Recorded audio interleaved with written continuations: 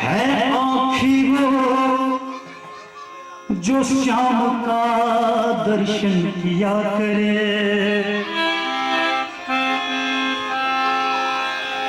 है आँखी वो जो श्याम का दर्शन किया करे, है शिष्य जो प्रभु चरण में वंदन किया करे।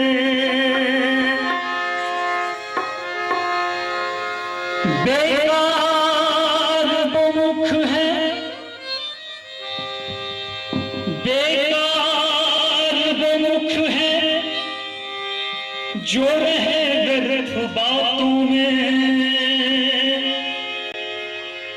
बेकार वो मुख है जो रहे व्यर्थ बातों में।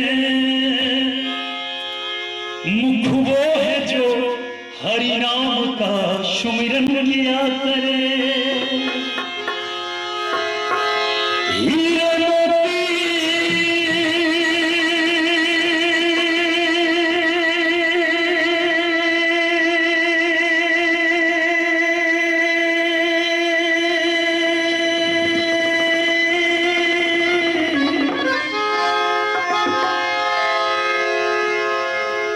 हीरे मोती से नहीं शोभा है हाथ की, है हाथ जो भगवान का पूजन किया करे।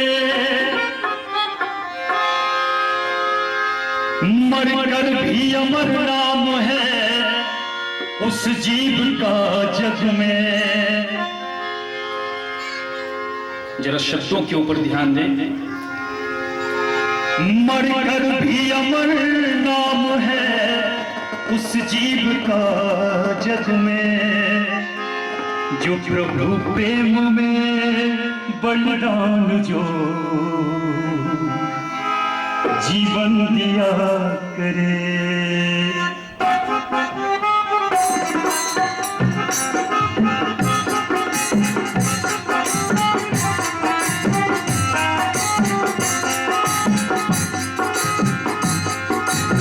हमारे परम पूज्य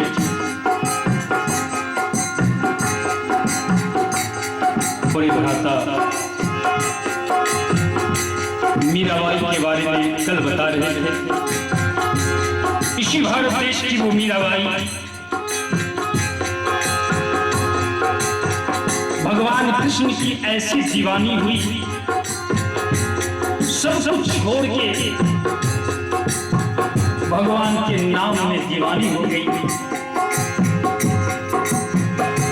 वो ऐसी लागी लगन,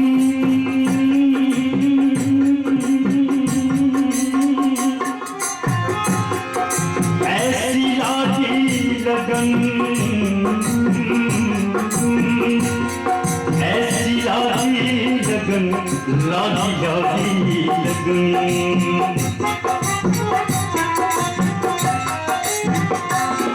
ऐसी लागी लगन, ऐसी लागी लगन, मीरा हो गई मगन। वो गली गली हरि गुण गाने लगी। ऐसी लागी लगन, मीरा हो गई मगन। वो गली गली हरि गुण गाने लगी। महलों में पड़ी, अरे महलों में पड़ी बन के जोबन चली। मीरा रानी दीवानी कहाने लगी। ऐसी लागी लगन।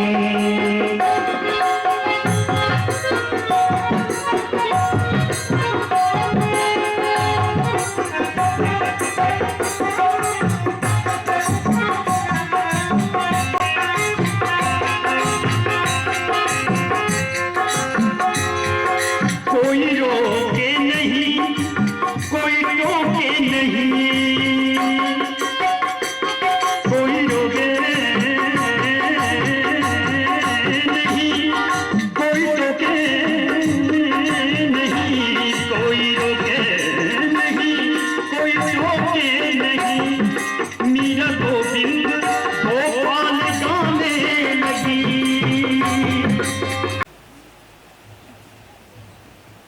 परमगुरुभ्यो नमः।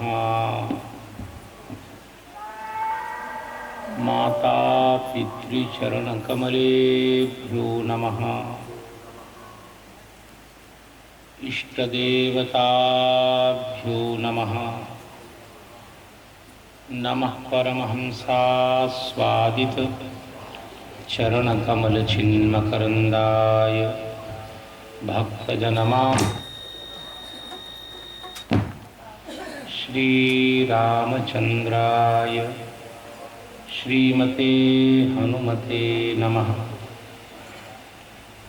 वन्दे विदेहतनया पदपुण्डरीकं कैशोरसौरभ समाहृतयोगिचित्तम् हन्तुं प्रतापमनिशं मुनिहंससेव्यं सन्मानसालिपरिपीतपरागपुञ्जम् दूर्वादलद्युतितनुं तरुणाब्जनेत्रं हेमां वरं वर विभूषणभूषिताङ्गम् कन्दर्पकोटिकमनीयकिशोरमूर्तिं पूर्तिं मनोरथभुवां भज जानकीशम्। यत्र यत्र रघुनाथकीर्तनं तत्र तत्र कृतमस्तकाञ्जलिं बाष्पवारि परिपूर्णलोचनं मारुतिं नमत राक्षसान्तकम्। वंशीविभूषितकरार्णवनीरदाभात् पीताम्बरादरुणबिम्बफलाधरोष्ठात् पूर्णेन्दु सुन्दरमुखादरविन्दनेत्रात् कृष्णात् परं किमपि तत्त्वमहं न जाने। गङ्गातरङ्गरमणीयजटाकलापं गौरीनिरन्तरविभूषितवामभागं नारायणप्रियमनङ्गमदापहारं वाराणसीपुरपतिं भज विश्वनाथं। या श्री स्वयं सुकृतिनां भवनेष्वलक्ष्मीः पापात्मनां कृतधियां हृदयेषु बुद्धिः श्रद्धा सतां कुलजनप्रभवस्य लज्जा तां त्वां नतास्म परिपालय देवी विश्वम्। प्रह्लाद नारद पराशर पुंडरीक व्यासाम्बरीश शुक शौनक भीष्म दाल्भ्यान् रुक्मांगदार्जुन वशिष्ठ विभीषणादीन् पुण्यानिमान् परम भागवतान् नमामि। अपने अपने धर्म की सब काहू को पीर, तुम्हें पीर सब धर्म की धन्य धन्य रघुवीर। सब द्वारन को छोड़ के आयो तेरे द्वार, सब द्वारन को छोड़ के आयो तेरे द्वार। माँ मिथिलेश्वर नंदिनी मेरी ओर निहार, माँ रघुनंदन भामिनी मेरी ओर निहार। किशोरी जू के अरुणा रे दो तलवार, सियाजू के अरुणा रे दो तलवार। मानो अनु अनुरागिन के घरवा, मानो अनुरागिन के घरवा, किशोरी जू के अरुणा रे दूतलवा। का कुसुम्भ का कमल कटीलो, कावर नार अनरवा,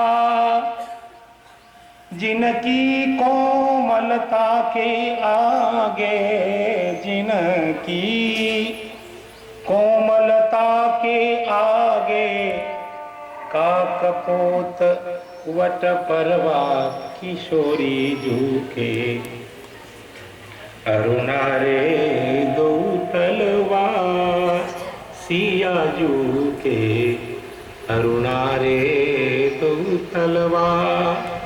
एक एक रेखन पर बारूं, एक एक रेखन पर बारूं, त्रिभुवन के श्रृंगरवा, त्रिभुवन के श्रृंगरवा, सियाजू के अरुणा रे दूतलवा, किशोरी जू के। इनको धे धोवत, इनको धोवत डरत देवता, इनको छुअत डरत देवता, जनु चुई परत अतरवा, जनु चुई परत अतरवा, सियाजू को अरुणा रे दूतरवा। इनसे लगन नहीं तो विरथा, दंड कमंडल करवा, किशोरी जू के। इनसे लगन नहीं तो विरथा, दंड कमंडल करवा, सियाजू के अरुणा रे दूतरवा। श्री सीतारामचंद्र भगवान की।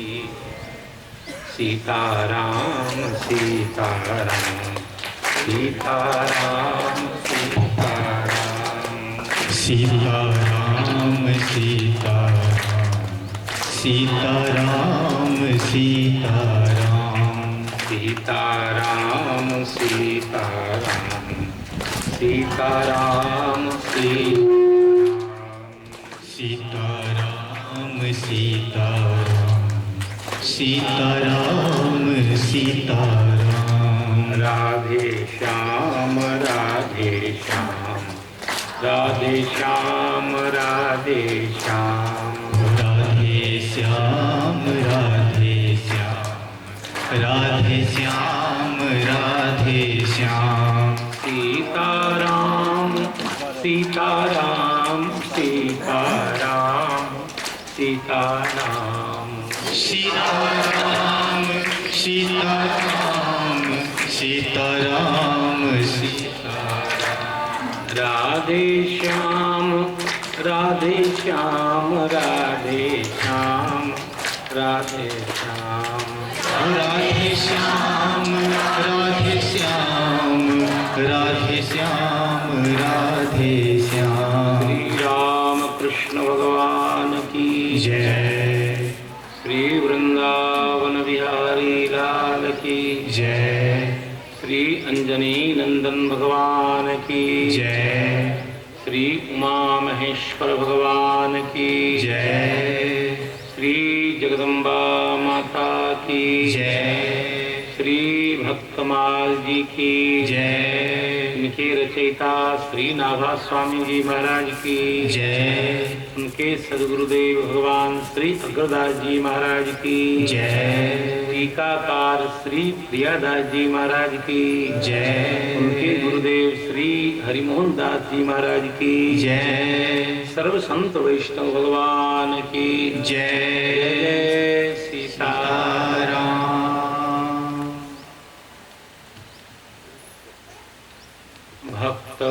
इति भगवंत गुरु चतुर नाम बपु एक, इनके पद वंदन किए नासय विघ्न अनेक। मंगल आदि विचार रह वस्तुर और अनूप, हरिजन को यश गावते हरिजन मंगल रूप। श्री गुरु अग्रदेव आज्ञा दई, संतन को जस गाय। भवसागर के तरन को नाहिन और उपाय। चार जुगन में भक्त जे, तिनके पग की धूरी। सर्वस सिर धरि राख्यूं, मेरे जीवन मोरी। सब संतन मिल निर्णय कियो, मथि श्रुति पुराण इतिहास। भजिवे को दोई सुघर, कै हरिदास। हरिजू भले विराजिए, कथा सुनहु इतिहास। तुम श्रोता या भक्त माल के, तुम पद रज मम आस। संत सभा झांकी नहीं, किया न हरि गुण गान। नारायण तू कवन विधि, अब चाहत कल्याण। श्री जानकी नाथ भगवान की। भगवान के भक्तों के चारु चरित्र के विलोकन के लिए, इसके रसास्वादन के लिए, उस चरित्र से प्राप्त प्रेरणा को प्राप्त करने के लिए समागत आत्मस्वरूप मेरे गुरुजन, प्रियजन, आदरणीय जन, वंदनीय जन। जैसा कि आपको पूर्व सत्रों के आधार पर ज्ञात है कि भगवान के लाडले लाल, जिनको भगवान बहुत स्नेह करते हैं, भगवान का अवतार जिनके लिए ही होता है, जिनके बिना भगवान अपनी सत्ता को भी पसंद नहीं करते, ऐसे उनके भक्तों के चरित्र का अनुशीलन करना है। उस दिशा में हम अभी सनातन धर्म के महनीय आचार्यों की चर्चा कर रहे हैं। पूर्व भाग में सतयुग, त्रेता, द्वापर के भक्तों के चरित्रों का स्वल्प अवलोकन करने का सौभाग्य भगवान ने दिया। अब उत्तरार्ध की कथा आरंभ हो रही है, जिसमें सनातन धर्म की विशिष्ट विशिष्ट आचार्य जगत गुरुओं की कथा हम श्रवण करने के लिए समवेत हुए हैं। जैसा कि आपको अवगत ही होगा, भविष्य पुराण का एक श्लोक है हमारे सामने, कृतेनंत समाख्याता। कलयुग में जो अनंत श्री सीताराम, सतयुग में जो अनंत के नाम से जाने जाते हैं, अनंत यानी शेष भगवान, जो भगवान के नित्य पार्षद हैं, नित्य परिकर हैं, और भगवान के इतने अनन्य भक्त हैं भगवान शेष, उसका कोई वर्णन नहीं कर सकता है। भगवान शेष के 1000 फण हैं,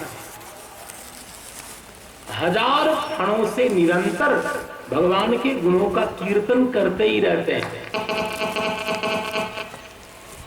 कोई पूछता है कि आप अनादिकाल से अभी तक निरंतर भगवान के गुणों का गान कर रहे हैं, भगवान के गुणों की कोई थाह लगी आपको? तो 9999 मुखों से तो वर्णन करते ही रहते हैं, एक मुख से कहते हैं नहीं, कोई पता नहीं लगा। शेषोधुनापि समवस्यति नास्य पारम। भगवान वेदव्यास कहते हैं भगवान शेष अनादिकाल से, कौन कह सकता है? सतयुग द्वापर त्रेता को कौन पूछता है? अनादिकाल से भगवान नारायण के मंगलमय गुणों का कीर्तन करते हैं हजार मुखों के द्वारा निरंतर, और पूछने पर एक मुख से, अन्य मुखों से कीर्तन जारी ही रहता है, एक मुख से निषेधात्मक मस्तक झुका देते हैं नहीं, क्योंकि वे भगवान कहते हैं विष्णोर्नुवीर्य गणनाम कतमोर्हतिह, ऋग्वेद का मंत्र है ये। यः पार्थिवान्यपि कमर्विममे रजांसि। इसी मंत्र का अनुवाद तुलसीदास जी महाराज ने चौपाई में कर दिया। जल सीकर मही रज गणी जाई। समुद्र के जल कणों को गिना जा सकता है, पृथ्वी के रज कण को गिना जा सकता है, लेकिन भगवान श्रीमन नारायण के मंगल में गुणों का पूर्णतः निरूपण किया जाना अशक्य है, संभव ही नहीं। जब भगवान राम का, कृष्ण का अवतार होता है, भगवान श्री हरि अवतीर्ण होते हैं, तो भगवान के पार्षद, नित्य पार्षद शेष जी महाराज भी अवतीर्ण होते हैं। आपको बताऊं, श्री यमुनाचार्य महाराज ने आलवंदार स्तोत्र में लिखा है, निवास। जब भगवान की इच्छा होती है जरा बेड बन के तैयार हो जाए, लेटने की इच्छा है, तो वही भगवान शेष शैया बन जाते हैं। निवास। जब भगवान को लगता है कि जरा एक बिल्डिंग बन के तैयार हो जाए, मकान, तो वही शेष भगवान मकान बनकर तैयार हो जाते हैं। सेवा किसको कहते हैं? सेवा का मतलब ये थोड़ी है कि आरती हो गई, भगवान को पवा दिया और लगा दो मंदिर और आराम फरमा रहे हैं पुजारी जी महाराज। नहीं, ये सेवा नहीं है। सेवा का अर्थ है, रामानुजाचार्य ने सेवा का अर्थ लिखा है श्री भाष्य में, सर्वदेश सर्वकाल सर्वावस्थोचित सेवा। थोड़ा भगवान नाम संकीर्तन हो जाए, उनका आनंद। सीताराम जय सीताराम, सीताराम जय सीताराम, सीताराम जय सीताराम, सीताराम जय सीताराम, सीताराम जय सीताराम, सीताराम जय सीताराम। श्री जानकी नाथ भगवान की जय। मैं निवेदन कर रहा था आप सबों के सामने, भक्ति क्या है? भक्ति का अपना सही अर्थ है सेवा, क्योंकि भज धातु से 3 प्रत्यय करने पर भक्ति बनता है। भज सेवायाम धातु है, भजन का नाम भक्ति है, और भजन का मतलब सेवा और कुछ नहीं। सेवा किसको कहते हैं? सर्वदेश सर्वकाल सर्वावस्थोचित सेवा। सभी देश में, सभी काल में और सभी अवस्था में भगवान के सुख में ही अपना सुख मानना, भगवत प्रीत्यर्थ सब कुछ करना, इसका नाम सेवा है। कई लोग सोचते हैं तिलक लगा लिए, हम जैसे लोग सोचते हैं तिलक लगा लिए हो गई भगवान की सेवा। अरे तिलक लगाने के बाद अब तो सेवा का अधिकार मिला है, अब तो सेवा करोगे। तिलक लगाने के बाद तो सेवा की पात्रता उत्पन्न होती है। संध्या करने के बाद अब भगवान के मंदिर में जाओ, अब पूर्णतः श्रौत स्मार्थ कर्म करने के अधिकारी हो गए, अब भगवान की सेवा करो।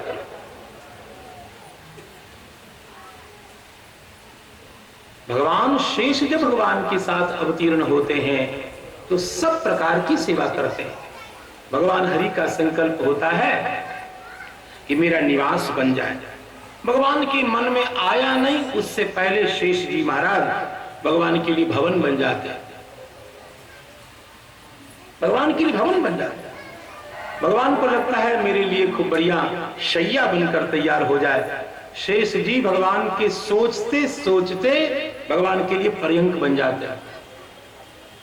निवास शय्यासन, भगवान को लगता है एक सुंदर आसन बन जाए, शेष जी बन जाते। पादुका, भगवान को लगता है कि जंगल में चलते चलते जरा कठिनाई हो रही है, स्वयं शेष भगवान की पादुका बन जाते हैं। खड़ा हूं, प्रतीक्षा नहीं कर देगा अयोध्या से कोई लाएगा। पादुका अंशुक, अंशुक शब्द का अर्थ है वस्त्र। स्वयं भगवान शेष सुंदर पीतांबर बनके भगवान के शरीर से लिपट जाते हैं। स्वयं भगवान शेष पीतांबर बनके भगवान के श्री विग्रह से लिपट जाते हैं। कौन लाएगा? पादुकांशुक, ठाकुर जी को लगता है एक तकिया आ जाए। अंशुक उपधान, उपधान का मतलब तकिया, शेष जी तकिया बन जाता है। ठाकुर जी को लगता है कि थोड़ी गर्मी है तो वर्षा तप वारण आदि भी, वर्षा से आतप से बचने के लिए भगवान को लगता है शेष जी छाता बनकर के तैयार हो जाते हैं, बादल बन जाते हैं। रघुनंदन भगवान जब वन में जा रहे थे वन लीला करने के लिए, भक्तों का कल्याण करने के लिए, ऋषि मुनियों को अपने दर्शन से धन्य धन्य करने के लिए, उनके साधन को सफल करने के लिए, तो ठाकुर जी को लगा कि पादुका हो तो ज्यादा अच्छा। बस भगवान का संकल्प था। यहां तो दूसरे शेष भगवान की जरूरी नहीं है। शेष भगवान लक्ष्मण बनकर तैयार, लक्ष्मण जी शेष ही तो हैं। बस भगवान ने संकल्प किया, लक्ष्मण जी खड़ा बनकर सामने विराजमान। ठाकुर जी ने चरण से लगाया, चरण से लगा लिया, चले। अभी लक्ष्मण जी कहाँ हैं? भगवान के चरण तल में खड़ा बनकर विराजमान है लक्ष्मण जी। और जब भरत जी महाराज ने कहा भगवान आप तो धर्म की मूर्ति हैं,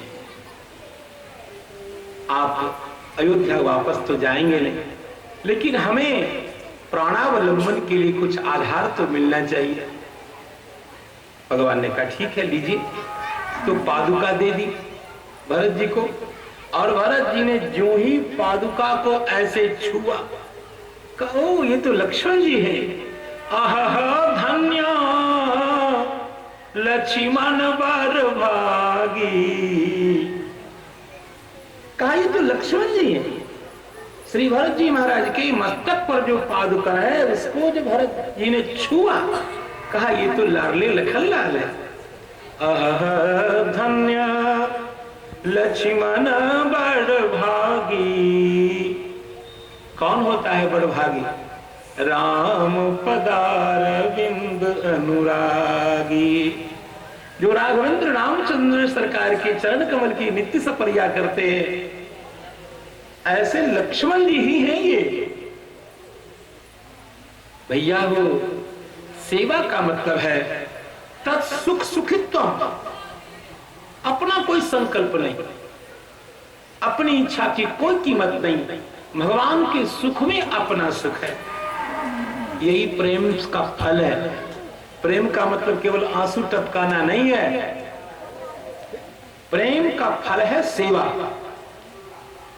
महाराज जी हम आपसे बहुत प्रेम करते हैं, महाराज जी को पसीने निकल रहे हैं, आप प्रेम कर रहे हैं, ये प्रेम का क्या मतलब है?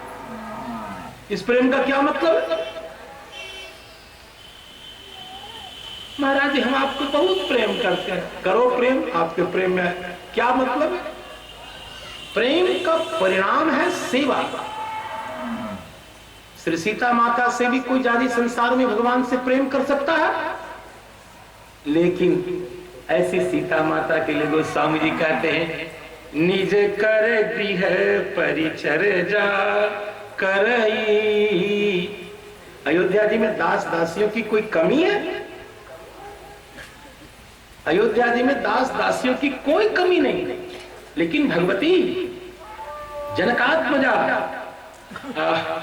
रघुनंदन प्राण वल्लभा स्वयं अपने हाथ से अपने प्राण धन रघुनंदन की सेवा करती। रामचंद्र आयसु अनुसरई, जिस चेष्टा से मेरे सर्वेश्वर को सुख प्राप्त हो वही हमें करना है। प्रेम का फल है सेवा। यदि सेवा नहीं कर रहे हैं तो आपका प्रेम नाटक है, नाटक। ये सब बकवास है, झूठ बोल रहे हो, कोई प्रेम नहीं है। प्रेम का क्या मतलब? प्रेम का फल है सेवा। श्री रामानुजाचार्य महाराज ने लिखा है, अद्वैत मत का खंडन करते हुए रामानुजाचार्य ने गद्यत्रय में शरणागति गद्यम की व्याख्या करते हुए मूल में उन्होंने लिखा है कि तवान भूति संभूति प्रीति कारित दास्यताम देहि में कृपया नाथ न जाने गतिमन्य था। हे रघुनंदन, आपके नित्य चिंतन से जो आत्मस्वरूप का हमें ज्ञान हुआ, आप सबकी आत्मा है ऐसा जब प्रत्यय हो गया तो ज्ञान का फल है प्रेम, और प्रेम का फल है सेवा। और सेवा का फल का कुछ नहीं, सेवा का फल केवल सेवा। सेवा से बढ़ के कोई वस्तु नहीं संसार में। तवानुभूति संभूति प्रीति, आपके अनुभव से आपके ज्ञान से जन्य जो आपके आपका प्रेम, और उस प्रेम से जन्य जो आपकी सेवा। हे रघुनंदन, हे श्री जानकी कांत, वह कैंकर जो मुझको प्राप्त हो, वह सेवा मुझको मिले। और ऐसी सेवा में निरंतर लगे रहते हैं भगवान शेष जी महाराज। भविष्य पुराण का श्लोक है, कृतेनंत समाख्यातः, जो सतयुग में अनंत के नाम से जाने जाते हैं, शेष के नाम से जाने जाते हैं, भगवान के नित्य धाम में त्रिपाद विभूति में, त्रिपाद विभूति से भी परात्पर जो भगवान सीतानाथ का दिव्य धाम साकेत है, वहां जो अनंत के नाम से जाने जाते हैं वही भगवान शेष, वही अनंत त्रेता में लक्ष्मण जी के रूप में अवतीर्ण हुए। कृतेनंत समाख्यातः त्रेतायाम लक्ष्मणस्तथा द्वापरे बलरामस्तु कलौ रामानुजो मुनि। वही जब लक्ष्मणावतार हुआ, भगवान शेष लक्ष्मण जी के रूप में अवतीर्ण हुए, तो भगवान रघुनंदन ने कई काम ऐसे किए जो लक्ष्मण जी को बहुत अनुकूल नहीं था, लेकिन मालिक है, जो चाहेंगे वही करेंगे। वाल्मीकि रामायण पढ़ेंगे तो आपको समझ में आएगा, लक्ष्मण जी को भगवान का वन जाना अच्छा नहीं लगा। आप वाल्मीकि रामायण पढ़िए, लक्ष्मण जी ने कहा, सरकार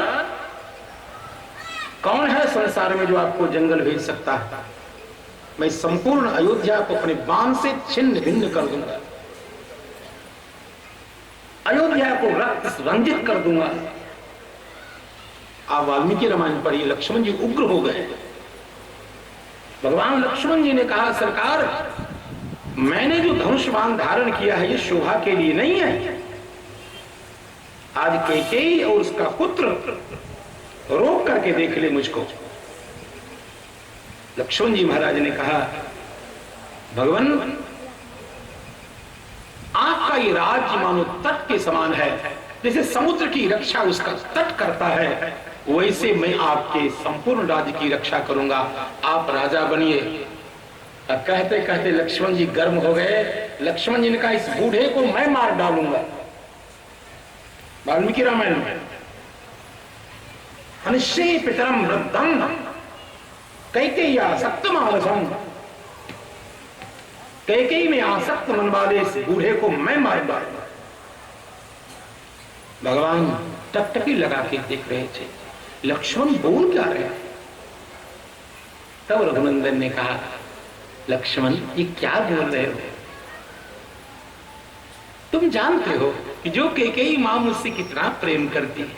अचानक उनके मन में ऐसा विचार परिवर्तन हुआ।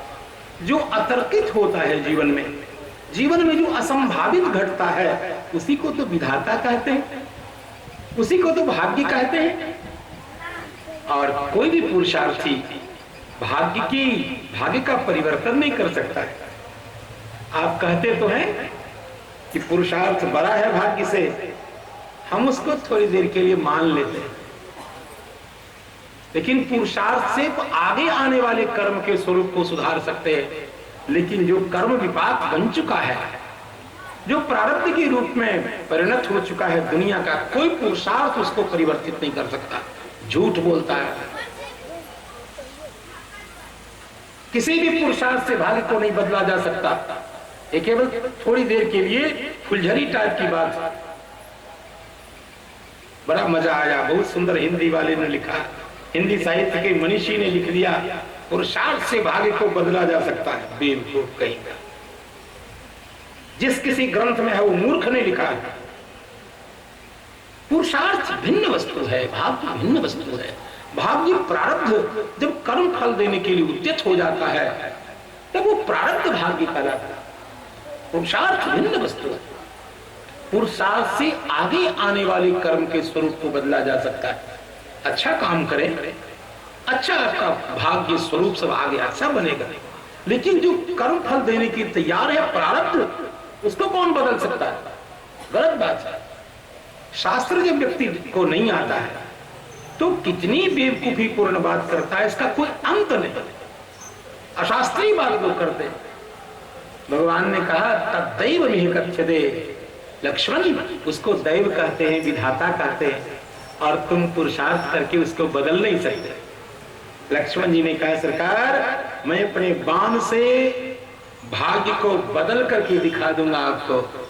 भगवान ने कहा लक्ष्मण मागमस तैक्ष्यम, गर्म मत बनो, मत बुद्धि अनुगम्यताम। लोग वाल्मीकि रामायण पढ़ते हैं, मेरी बुद्धि का अनुसरण करो। लक्ष्मण जी सेवा परायण है। कई बार लक्ष्मण जी महाराज, भगवान राम ने लीला में ऐसा लगता है कि भगवान राम ने वो काम किया जो लक्ष्मण जी के मनोनुकूल नहीं था। वहां भी जब भगवान समुद्र को निगृहित करने के लिए उपस्थित हुए और 3 दिवस तक पंथ मांगते रघुपति सिंधु किनारे, अब बैठे पढ़ते रहे छंद अनुनय के प्यारे प्यारे। लक्ष्मण जी को एकदम पसंद नहीं था। कहा ये क्या, इस सड़े हुए आदमी के सामने आप चटाई लगा के बैठ गए, इतने पराक्रमी होकर के इस समुद्र के सामने आप चटाई लगा। कोई निर्वीर्य हो, पराक्रम रहित हो, वो किसी असमर्थ के सामने प्रार्थना करे, बात समझ में आती है? आपके एक बाण में त्रिभुवन के प्राण जीवन शोकने की शक्ति है। इस प्रकार के सामर्थ्य के विद्यमान रहने पर भी आप चटाई लगा के बैठ गए। यह मत लक्ष्मण के मन में भाया नहीं। भगवान ने समझाया, अरे चिंता मत करो, वही करूंगा जो आप चाहते हो। अरे जरा नीति का पालन तो करने दो भैया। कई बार रामावतार की लीला में ऐसा लगा कि लक्ष्मण जी के मनोनुकूल काम नहीं हो रहा। भगवान ने कहा लक्ष्मण जी, अब दूसरी बार जब अवतार होगा, आप छोटे भैया थे इसलिए जो मैं चाहता था वही करता था और आप चुपचाप सहते थे। अब इस बार आपको बड़े भैया होने का अवसर मैं दे रहा हूं।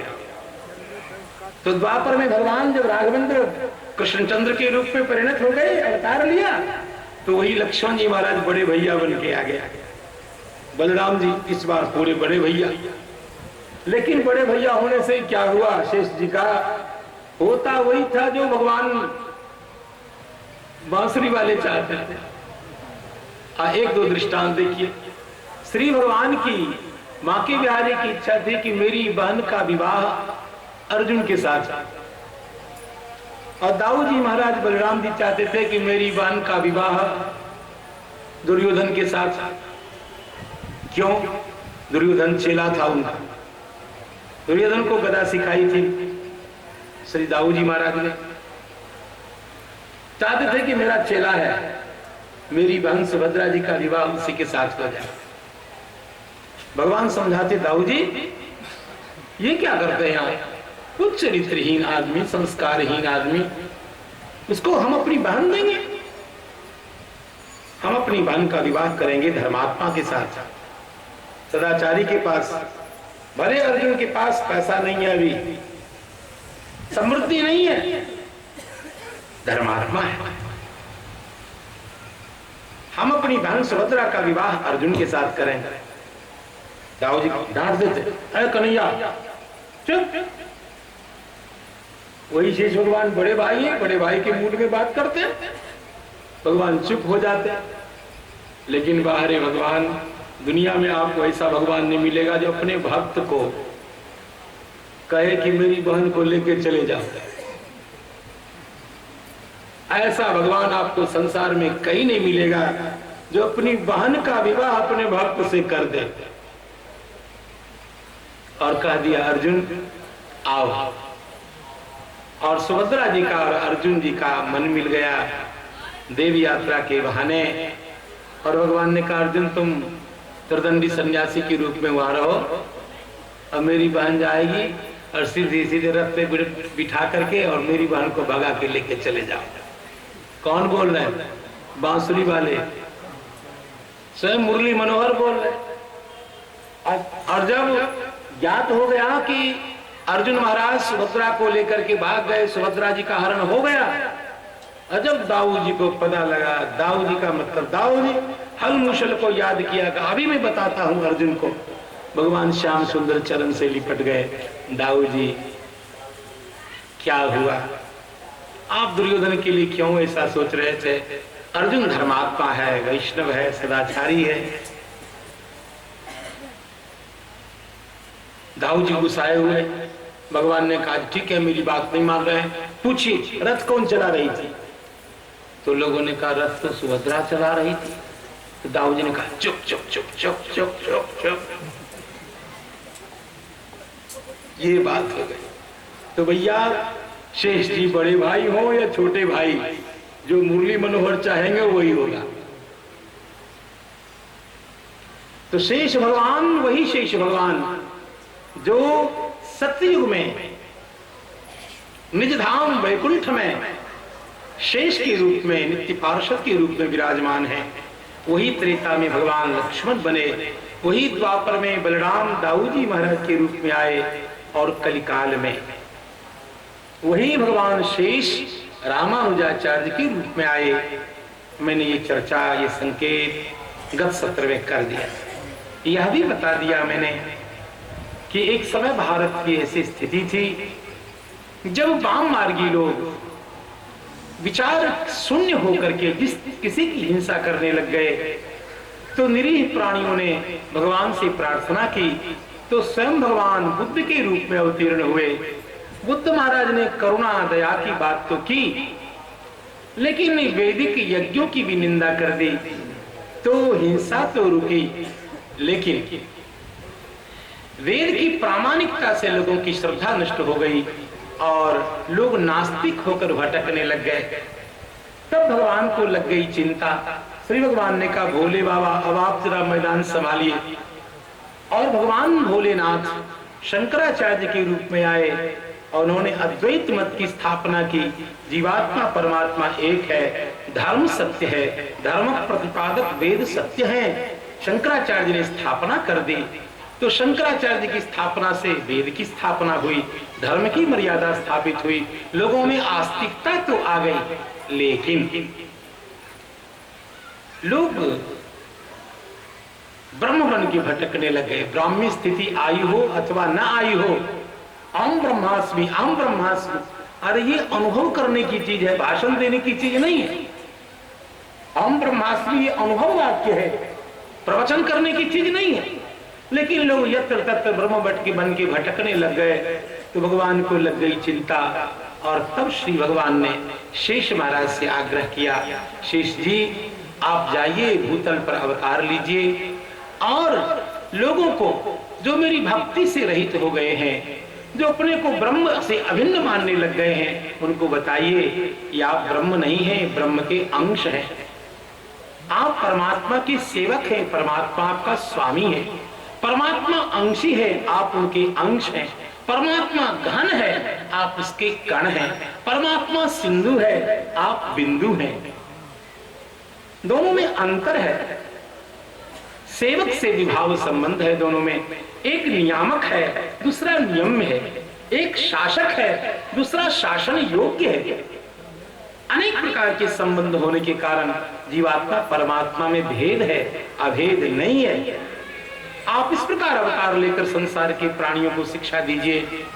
भगवान शेष ने कहा, भगवान अरे जो बनाओगे बन जाएंगे, लेकिन तेरा ही कहलाएंगे। आप जो संकेत करो मालिक, हम तो आपके सेवक हैं। भगवान शेष ने कहा, जिस देश में रहूं, जिस वेश में रहूं, लेकिन तेरा ही कहलाएंगे। जहां भेजो वहीं जाएंगे। शेष भगवान ने स्वीकार तो किया, लेकिन कहा सरकार आपका कानून है, कलयुग की स्थिति बहुत खराब है। और मैंने संकेत किया कि कलयुग के लोग पापात्मा हैं, पाप रूपी सागर में डूबे रहते हैं, पाप से एक क्षण के लिए अलग नहीं हो सकते। और एक तरफ कलयुग जीवों की ये स्थिति है और दूसरी तरफ आपका ऐसा कठोर कानून कि निर्मल मन जन सो मोहि पावा। तो हम संसार में जाएंगे अवतार लेकर के, तो कहां हम निर्मल मन ढूंढते फिरेंगे। अगर निर्मल मन नहीं होगा, ऐसे जीव को आपके सामने ला करके खड़ा करेंगे और आप कानून बतियाने लगेंगे कि इसका मन शुद्ध नहीं है, इसको शरण में नहीं लेंगे, तो आप हमें क्यों भेज रहे हैं? हमारा सारा प्रयास व्यर्थ हो जाएगा। तो भगवान ने कहा, क्या मेरी आज्ञा का पालन नहीं होगा? भगवान शेष ने कहा, अवश्य होगा भगवान, लेकिन जरा अपने नियम को शिथिल कर दीजिए, थोड़ा कानून ढीला करिए। तो भगवान ने कहा, क्या करूं ढीला? तो शेष भगवान ने कहा, मैं कैसा भी पापी जीव क्यों न हो, यदि मैं ऐसे जीव को आपके सामने खड़ा कर दूं तो आप उसको अपनी शरण में ले ही लेंगे, उसका उद्धार करेंगे ही। कोई ननु नचा नहीं करेंगे, कोई कानून नहीं बतियाएंगे और कोई फाइल नहीं मंगवाएंगे। या आप शर्त करिए। भगवान ने कहा कि मेरे कारण आप भूलोक जा रहे हैं रामानुजाचार्य बन करके, तो आपकी इतनी बात हम भी मान रहे हैं। भगवान से शर्त मनवा दी है और तब श्री शेष भगवान ही रामानुजाचार्य के रूप में अवतीर्ण हुए। आपको मैंने ये भी बता दिया कि दक्षिण भारत में पेरम्बलूर नाम के पावन क्षेत्र में, जिसको भूतपुरी भी कहते हैं, वहां श्री कृष्ण यज्वाजी जैसे परम विद्वान के यहाँ श्री कांतिमती देवी जी के गर्भ से श्री रामानुजाचार्य महाराज का प्राकट्य हुआ। स्वल्प समय में विवाह हो गया और पिता समाप्त हो गए। घर गृहस्थी का कार्य उनके सिर पर, भार उनके सिर पर आ गया। पूज्य माता जी ने बालक को सत्संस्कार मिले इसलिए एक अच्छे विद्वान के पास भेजने का निश्चय किया। और वो विद्वान और कोई नहीं, कांचीपुरम के श्री गोष्ठीपूर्ण स्वामी जी महाराज थे, जो बड़े विद्वान, शास्त्र का भी ज्ञान था, व्यवहार का भी ज्ञान था, परमार्थ का भी ज्ञान था, शास्त्रों के भी विद्वान और भगवान की उपासना पद्धति के भी वैसे ही निष्णात मनीषी। उनकी माता ने भेजा कि जाओ स्वामी जी की सेवा करो और उनकी सेवा करते करते शास्त्र का ज्ञान प्राप्त करो। और रामानुजाचार्य उनकी शरण में आए। श्री रामानुजाचार्य महाराज को उनकी प्रेरणा से यादव प्रकाश के चरणों में बैठकर शास्त्र पढ़ने का सौभाग्य मिला। यादव प्रकाश हैं तो विद्वान, शास्त्रों के ज्ञाता हैं, लेकिन उनमें एक कमी है, वो है मत्सरी, ईर्ष्या करते हैं, उनके मन में जलन हो जाती है। रामानुजाचार्य की प्रतिभा को देखकर, उनकी मेधा को देखकर उनके मन में ईर्ष्या होने लग गई और उनके जीवन में एक और घटना घट गई। कांचीपुरम का जो राजा उसकी जो बेटी, उसको एक बार ब्रह्म पिशाच लग गया। ब्रह्म पिशाच को दूर करने के लिए, हटाने के लिए आसपास के जंत्री मंत्री जो जितने भी थे, जादू टोना वाले, झाड़ा फूका वाले, सबको बुलाया गया। जब सब असफल सिद्ध हो गए तो अंतिम में किसी की प्रेरणा पे कहा गया कि यहाँ एक बहुत बड़े विद्वान है कांचीपुरम में, नाम है यादव प्रकाश, क्यों नहीं एक बार उनको भी बुलाया जाए। तो यादव प्रकाश जी को बुलाया गया और यादव प्रकाश अपने शिष्यों के साथ उपस्थित हुए। उन शिष्यों में रामानुज भी विद्यमान थे। और जो ही यादव प्रकाश को उस ब्रह्म पिशाच ने देखा, ठठा करके हंसा, करे वाह पंडित, तुम मुझे इस राजकुमारी से अलग करोगे? अरे मैं भी तुम्हारे समान बहुत बड़ा विद्वान था, जंत्र मंत्र सब कुछ जानता था, लेकिन इतना बड़ा विद्वान होने पर भी थोड़ा अभिमानी था। उस अभिमान के कारण मैं ब्रह्म पिशाच बना।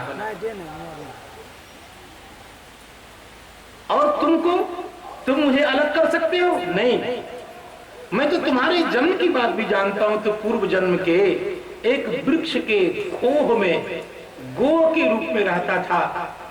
एक बार संत का सीध प्रसाद तुमको मिल गया, उसी पुण्य के प्रभाव से तुम बने मनुष्य, और मनुष्य में भी ब्राह्मण बने, ब्राह्मण में भी विद्वान ब्राह्मण बने उस संत के सीध की कृपा से। और अब तुम पंडिताई के अभिमान में फूले फूले भटक रहे हो, संत और भगवंत की निंदा करते हो। मैं भी उब चुका हूं राजकुमारी के शरीर में, और मैं भी चाहता हूं कि मुझे मुक्ति मिले। तुम तो मुझको राजकुमारी से अलग नहीं कर सकते। हाँ, लेकिन तुम्हारे शिष्यों में एक ऐसा शिष्य है, वो अवतारी पुरुष है। यदि मुझे अलग करना चाहते हो, मुक्त करना चाहते हो, तो रामानुज नाम का जो शिष्य है, उसके चरण को धो करके मुझको पिला दो। और इतना उसके चरणामृत का पान करते ही मैं सदा सदा के लिए केवल राजकुमारी के शरीर को ही नहीं, आपको इस ब्रह्म पिशाच योनि से मेरी मुक्ति हो जाएगी।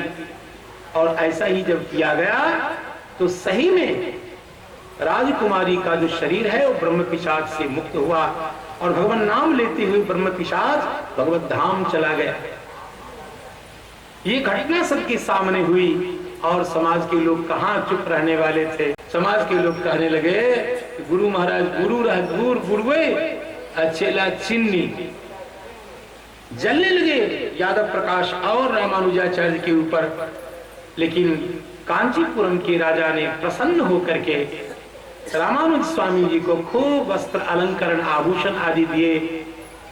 लेकिन रामानुज स्वामी धर्म की मर्यादा जानते हैं। जो भी सामग्री मिली राजा की ओर से सभी अपने पूज्य गुरु जी के चरणों में समर्पित कर दिया। यही परंपरा है। ब्रह्मचारी भिक्षाटन करता है, जो कुछ भी भिक्षा में प्राप्त हो पहले गुरु के चरणों में समर्पित करता है। गुरु जी अपने हाथ से उठाकर एक मुट्ठी दो मुट्ठी जो उस ब्रह्मचारी को दें, उतने मात्र में ब्रह्मचारी का अधिकार होता है। यही किया। यहाँ तक की कथा मैंने आपको संक्षेप में सुना दी। अब आगे की कथा के लिए सीताराम सीताराम सीताराम सीताराम सीताराम सीताराम सीताराम सीताराम सीताराम सीताराम सीताराम सीताराम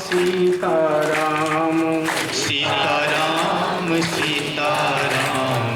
सीताराम सीताराम। श्री रामचंद्र भगवान की जय। श्री रामानुजाचार्य की जगत में ख्याति होने लग गई। इस ख्याति से यादव प्रकाश जो उनके शास्त्र के गुरु थे वो बहुत जलने लगे। एक बार तो यादव प्रकाश ने मन में निश्चय कर लिया, इस बालक को किसी प्रकार मारना है। रामानुजाचार्य को मारने का निश्चय कर लिया यादव प्रकाश ने। और उसने क्या किया, इस आख्यान का आप श्रवण करें। यादव ने षड्यंत्र रचायो, मारन की मन में ठहरायो, बहानों करके तीर्थ प्रयाग, ये धधकत हिंसा की आग।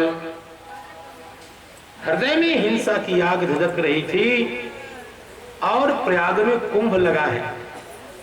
कुंभ का बहाने करके कुछ शिष्यों के साथ यादव प्रकाश रामानुजाचार्य को भी दक्षिण भारत पैरम्बुदूर से प्रयाग की ओर चले। कुछ बच्चों को बता दिया रामानुज साथ में जा रहा है, या तो कहीं विंध्यवन में किसी जंगल में एकांत पाकर उसको मार डालेंगे, अथवा त्रिवेणी के संगम में जल प्रवाह में उसको डुबो करके समाप्त कर देंगे। ऐसा दुर्भाव यादव प्रकाश के मन में आ गया। लेकिन उन शिष्यों में एक शिष्य का नाम था गोविंद। देखो भगवान जब बचाते हैं तो कैसे सूत्र निकालते हैं। ये में धधकत हिंसा की आग, लगो गोविंद को पतो सुराग। और गोविंद कौन थे? अरे गोविंद है मोसेरे भाई रामानुज स्वामी जी के। गोविंद है मोसेरे भाई रामानुज स्वामी जी के। धीरे से बतायो ये तो है मारन को लायो है। गोविंद जी ने रामानुजाचार्य को धीरे से बताया, भैया एकदम सही जानकारी मिली है कि यादव प्रकाश ने तुमको जो यहाँ लाया है ये मारने की ख्याल से लाया, और तुम जिस किसी प्रकार से इससे जान बचा करके इसको छोड़कर निकल लो, तब तो बच जाओगे, नहीं तो इसकी पूरी योजना है। जैसे बने साथो छोरो छिप के बचायो, बचा लो प्राण, प्रभु की कृपा ते यह भेद मैंने पायो है। भगवान की कृपा से इस रहस्य की हमें जानकारी हो गई है। सुनत ही रामानुज सुनत ही छिपे बन, सघन में रामानुज जैसे जैसे यादव की, जिस किसी प्रकार से यादव प्रकाश की नजर से बचकर वहां से रामानुजाचार्य भाग निकले, प्राण बच गए। लेकिन किंतु देखो दक्षिण भारत के निवासी प्रयाग तक आ गए और यहाँ की जानकारी नहीं, कहाँ कौन जिला है कौन देश, न यहाँ की भाषा की जानकारी और न यहाँ के रहन सहन, कौन देश कहाँ है कैसे रास्ता है, कुछ जानकारी नहीं। विंध्याचल के भीषण वन में अटक गए। विंध्यवन बिहर में प्राण तो बच गए, किंतु विंध्य वन के बिहर वन में फंस गए। रही गे अकेल असहाय घबरायो है, संग साथ कोई है नहीं, घर है अतिशय दूर, कौन सुने का सो कहूं, चिंता है भरपूर। अब क्या हो? तो श्री नाभा स्वामी जी बताते हैं, मन ही मन श्री वरदराज को किन्हीं करुण पुकार। हाँ, मन ही मन श्री वरदराज को। रामानुजाचार्य जिस भगवान की पूजा करते थे, श्री वरदराज भगवान, ये श्री राम जी ही हैं। वरदराज भगवान और कोई नहीं है। वरदराज ने वरम ददाती वरदः, जो भक्तों को वर प्रदान करे वो वरद है, और संसार के सकल वर देने वालों का जो राजा है वो वरदराज है। जो भगवान ये कहते हो, मोरे नहीं अदेय कछु तोरे, हे महात्मन मेरे लिए कुछ भी अदेय नहीं है। वर देने वालों में सर्वश्रेष्ठ परमात्मा राघवेंद्र ही वरदराज भगवान है। तो वरदराज भगवान की उपासना करते थे रामानुजाचार्य, इसलिए मन ही मन संकट काल में उन्होंने उनको याद किया। मन ही मन श्री वरदराज से किन्हीं करुण पुकार, स्वामी रामानुज आचार्य जगत में प्रगट शेष अवतार। यह है रेल महाराज की कृपा, रेल में बैठ करके ये सब लिखा। ये मूल ग्रंथ तो ये है, फिर ये इस पर्ची में क्या है, क्योंकि इसकी भाषा थोड़ी टेढ़ी है, इसलिए लौकिक भाषा में थोड़ा लिख लिया रास्ते में। ये थोड़ा सा समय मिला, थोड़ा घर पे रास्ते में इसको बना लिया, इसलिए आप सब संतों को सुना रहा हूं। जिस किसी प्रकार विंध्याचल के वन में रामानुजाचार्य फंस गए, कुछ आगे बढ़े, भगवान की स्तुति तो की और भगवान आए रक्षा करने के लिए। किस रूप में? तो प्रियादास जी ने कहा है, व्याधन व्याध बने लिए व्याधिन संगा। केवल अकेले नहीं आए, गृहिणी को भी भगवान साथ ले आए, व्याध के रूप में आए, व्याध बहेलिया के रूप में। और व्याधिन के साथ भगवान आए, भगवती महालक्ष्मी ने व्याधिनी का रूप धारण कर लिया।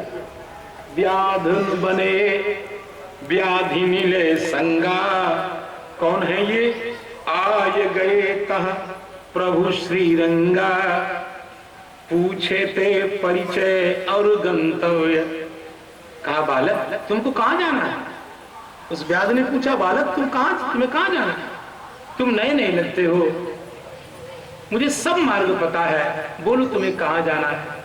रामानुजाचार्य ने पूरी घटना सुनाई कि मैं दक्षिण भारत का रहने वाला हूं और मैं इस बिंद के बिहर वन में फंस गया हूं।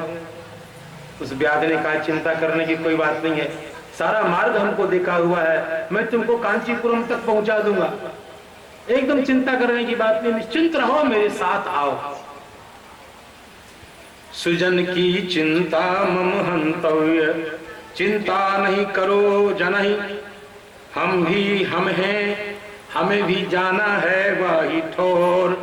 सत्यव्रत क्षेत्र जाको कांचीपुरी नाम है, वही ठोर हमको भी जाना है। चलत चलत एक कोश पर विराम लिया है भगवान ने, व्याध रूप परमात्मा ने, व्याधिनी रूपा भगवती महालक्ष्मी माता ने, रामानुजाचार्य ने। रात हो गई,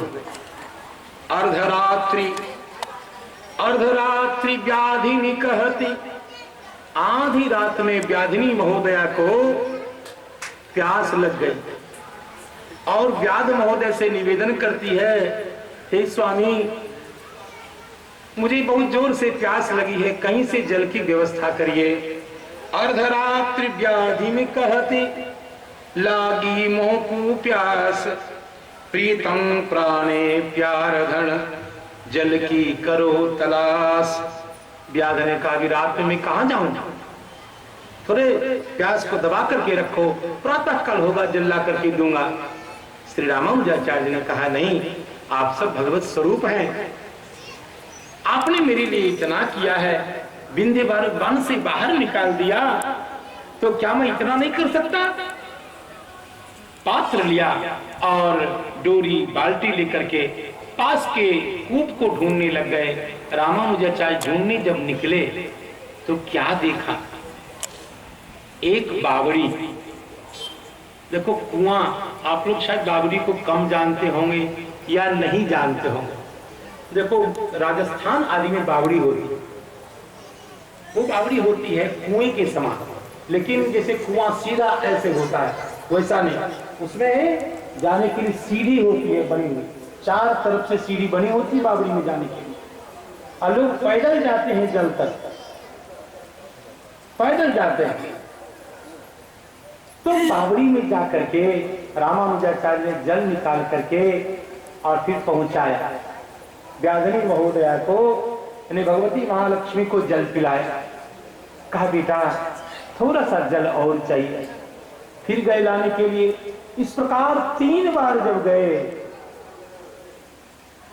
तो क्या देखा, व्याधिनी और व्याध गायब, अंतरहित। और रामानुजाचार्य ने देखा गौर से तो कहा, ये तो वही बावड़ी है जो कांचीपुरम में बावड़ी थी और जहां से जल निकाल करके मैं वरदराज भगवान की सेवा करता था, ये तो वो बावड़ी आ गई। अर्थात भगवान ने ऐसी माया की कि प्रयागराज से सीधे 1 घंटे 2 घंटे में ही भगवान ने कांचीपुरम पहुंचा दिया। रामानुजाचार्य महाराज को 3 बार जल पिलाकर आए, चौथी बार यह तो कांचीपुरी है।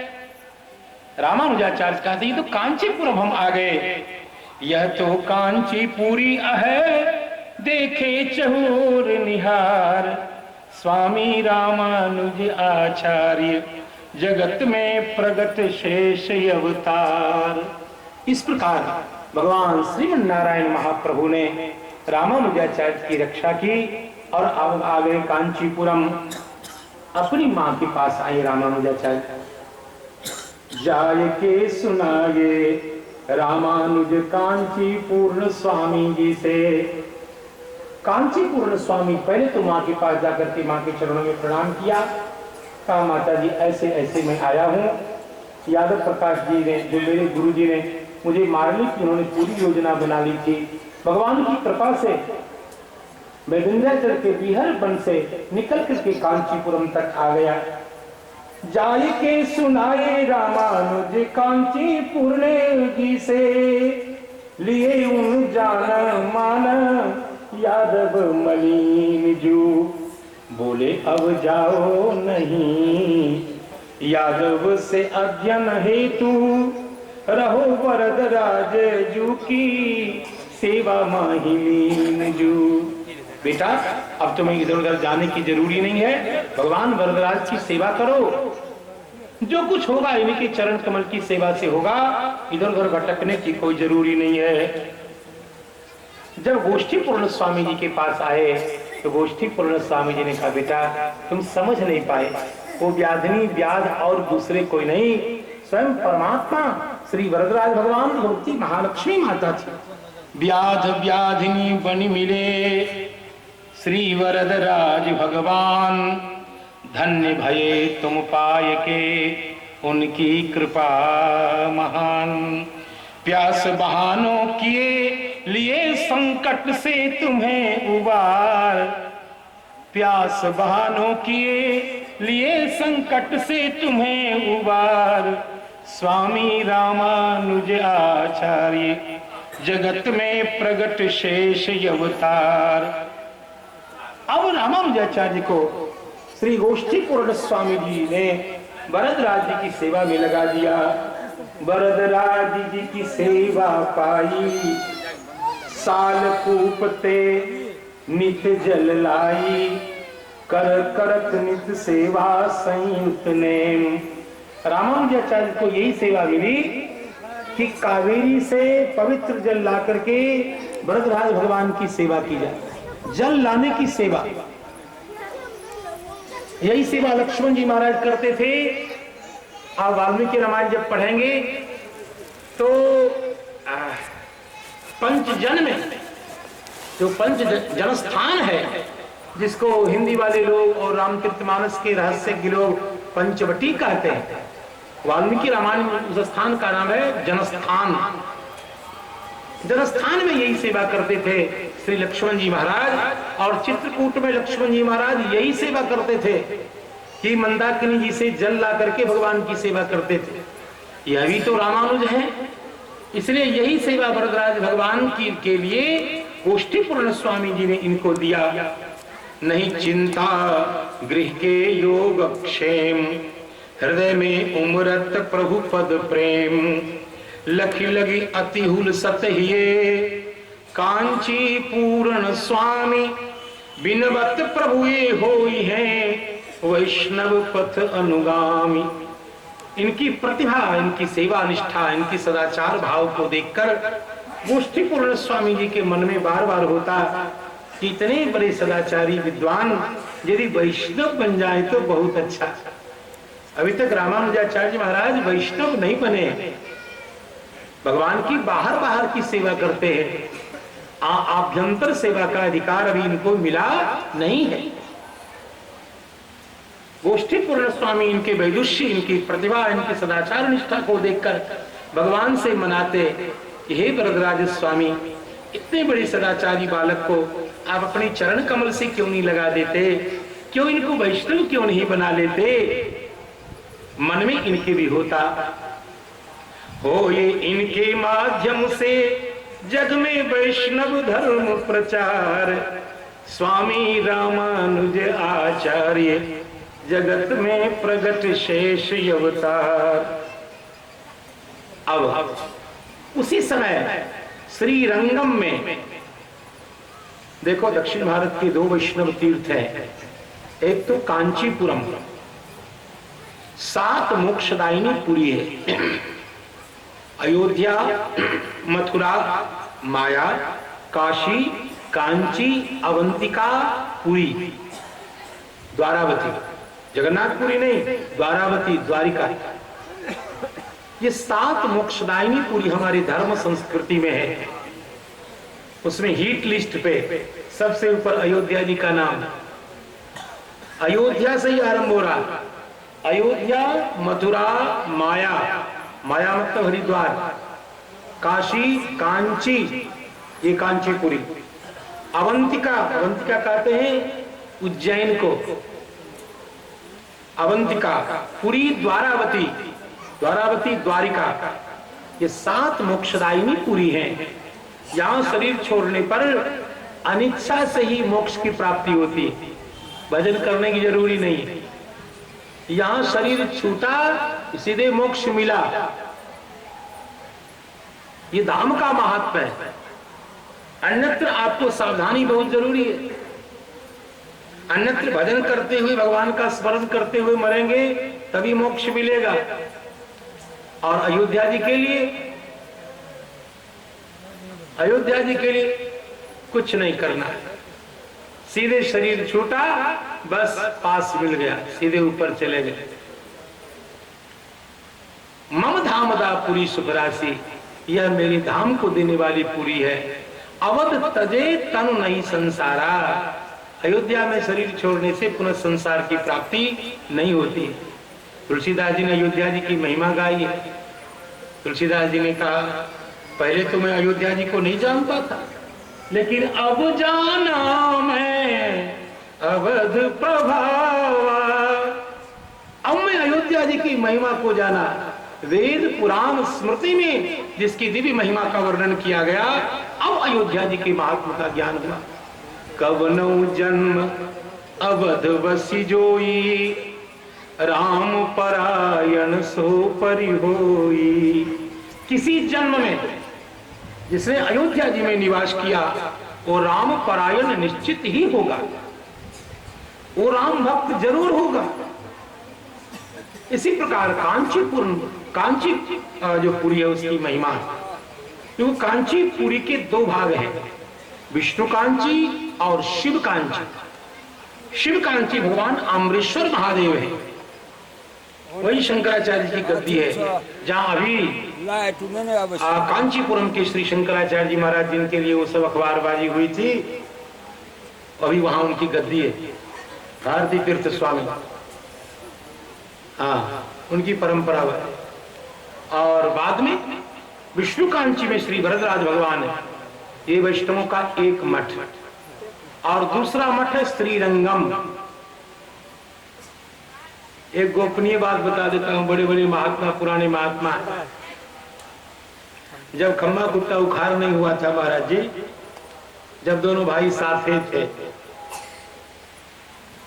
आप समझ गए, जब दोनों भाई हम लोग साथे थे तब जयकारा लगता था श्री रंगम धाम की, तब जयकारा लगता था। जब बाट बखरा हो गया तब ये बदल के श्री अयोध्या धाम की। अब अभी भी कहां पेश कर दिया, अभी भी रेख टेक के पूछते आपका धाम क्या है, तो आप कहेंगे श्रीरंग धाम। आपका क्षेत्र श्रीरंग क्षेत्र, तो परंपरा में भी है। तो श्रीरंग धाम रंगनाथ भगवान का क्षेत्र, तो वहां एक बहुत बड़े वैष्णवाचार्य विद्यमान थे जिनका नाम था श्री यामुनाचार्य, बड़ी बुजुर्ग, अपरम पंडित श्री नाथ मुनि जी के पोते, आलवंदार स्तोत्र जैसे माननीय ग्रंथ की रचना करने वाले, आगम प्रामाण्य जैसे परम पुनीत ग्रंथ की रचना करने वाले, गीता के ऊपर गीता संग्रह नाम की पुनीत व्याख्या करने वाले और सिद्धित्रय नाम का प्रौढ़ दार्शनिक ग्रंथ लिखने वाले श्री यामुनाचार्य महाराज। हम कभी कभी चर्चा करते हैं तो कहते हैं विशिष्टाद्वैत मत की स्थापना तो श्री यामुनाचार्य महाराज ने ही कर दी थी। रामानुजाचार्य को तो केवल भाष्य आदि लिख करके संप्रदाय का स्वरूप निर्धारित करने का अवसर मिला। अच्छा, आप लोग संप्रदाय समझते हैं? संप्रदाय संप्रदाय संप्रदाय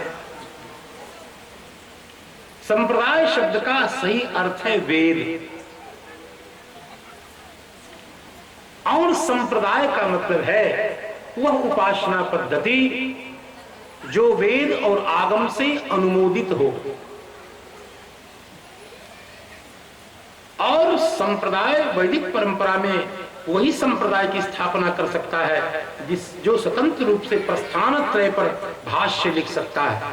हिंदी अंग्रेजी में नहीं, प्रामाणिक संस्कृत भाषा में दार्शनिक शैली में जो प्रस्थान त्रय के ऊपर भाष्य लिख सकता है वही संप्रदायाचार्य हो सकता है। भगवत्पाद शंकराचार्य महाराज ने अद्वैत संप्रदाय की स्थापना की तो उन्होंने 3 ग्रंथ के ऊपर भाष्य लिखे। उपनिषद के ऊपर शंकराचार्य की जो भाष्य है 11 उपनिषदों के ऊपर विद्यमान है आज भी। गीता जी के ऊपर उनका भाष्य है शांकर भाष्य, ब्रह्मसूत्र के ऊपर शांकर भाष्य है। इसलिए शंकराचार्य को संप्रदायाचार्य कहा जाता है। जब तक इन 3 प्रस्थानों के ऊपर जो भाष्य नहीं लिखा जाए, जो भाष्य नहीं लिखता, तो संप्रदायाचार्य नहीं हो सकता। इसलिए ये कबीर हो या पीपा हो, रैदास जी, अमुक जी आजकल जो दो टकिया बोलने से भी उनका रुपए का अनादर हो जाएगा। ये 2 पैसा ही जो संत मत चला है आजकल, ये दो पैसा ही झुंझुना टाइप का, ये बेवकूफ लोग इनका आदर करते हैं। विद्वान इनको कुछ समझता है? घास पात समझता है। ये लोग क्या टिप टिप टिप टिप, किसी ने गुरुबानी लिख दी, किसी ने चेलाबानी लिख दी, हिंदी में कोई गीत गा दिया तो ये हो गया संतबानी। बेवकूफ, कोई कीमत नहीं विद्वत समाज में, कोई महत्व नहीं। संप्रदायाचार्य कौन कहला सकते हैं? इनको वेद शास्त्र पुराण का, वैदिक वांग्मय का सांगोपांग अध्ययन है, मौलिक प्रतिभा है और 3 प्रस्थानों का प्रामाणिक भाष्य लिखने की पात्रता है। और वो भाष्य वेदानुमोदित हो, वेद से सत्यापित हो, तो उसको संप्रदायाचार्य कहा जाता है। भगवान शंकराचार्य संप्रदायाचार्य है, रामानुजाचार्य संप्रदायाचार्य है, रामानंदाचार्य संप्रदायाचार्य है, निम्बार्काचार्य, वल्लभाचार्य, चैतन्य महाप्रभु, माधवाचार्य, वल्लभाचार्य, ये संप्रदायाचार्य है।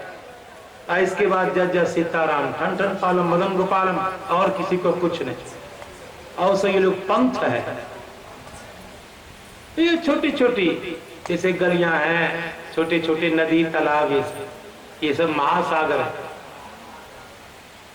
श्री यामुनाचार्य महाराज उस समय विद्यमान थे, परम वैष्णव, आगम के परम विद्वान। वो लेकिन वृद्ध हो गए थे, करीब 90-100 वर्ष की अवस्था उनकी हो गई थी। और उनके मन में आता कि कोई वैष्णव में युवा विद्वान मिले जो नया नया शास्त्र पढ़ के आया हो, उसको हम कुछ आगम की बात सिखाएं और फिर वो वैष्णवाचार्य बनकर के संप्रदाय की रक्षा करें। ये तलाश उनकी आंखों में, उनके मन में थी। तो श्रीरंगम में विद्यमान श्री यामुनाचार्य महाराज को किसी ने कहा कि अभी दक्षिण भारत में एक बहुत बड़ी विद्वान है जिनका नाम है रामानुज। अभी नई नई अवस्था है, वैष्णव नहीं बने हैं, लेकिन भगवान के प्रति प्रेम बहुत है। वो कहीं वैष्णव बन जाए, जैसी उनकी प्रतिभा है, मेधा है, तो हमारे संप्रदाय के आचार्य होने की क्षमता उनमें है। आपका वरदहस्त यदि उनको प्राप्त हो जाए, आपका मार्गदर्शन प्राप्त हो जाए, तो लोगों के मुख से रामानुजाचार्य की महिमा सुन करके उनसे मिलने की इच्छा जगी। यामुनाचार्य ने कहा ठीक है, ऐसा कोई बालक है तो मैं जरा देखना चाहता हूं बालक कैसा है। उसी बालक से मिलने के लिए, रामानुज जी से मिलने के लिए श्रीरंगम से कांचीपुरम आए यामुनाचार्य वरदराज भगवान के पास। और यामुनाचार्य ने कहा मैं सामने नहीं जाऊंगा, मैं दूर से उसको देखना चाहता हूं, वो बालक कैसा है। और उस समय श्री रामानुजाचार्य जी मस्तक पर सुंदर कलश में कावेरी जी का जल लेकर के भगवान वरदराज की सेवा के लिए जल लेकर जा रहे थे। छिप करके उनके 5 शिष्यों में एक शिष्य श्री महापूर्ण स्वामी जी ने कहा भगवान हे आचार्य चरण, ये जो जा रहे हैं कलश लेकर के, यही है रामानुजाचार्य।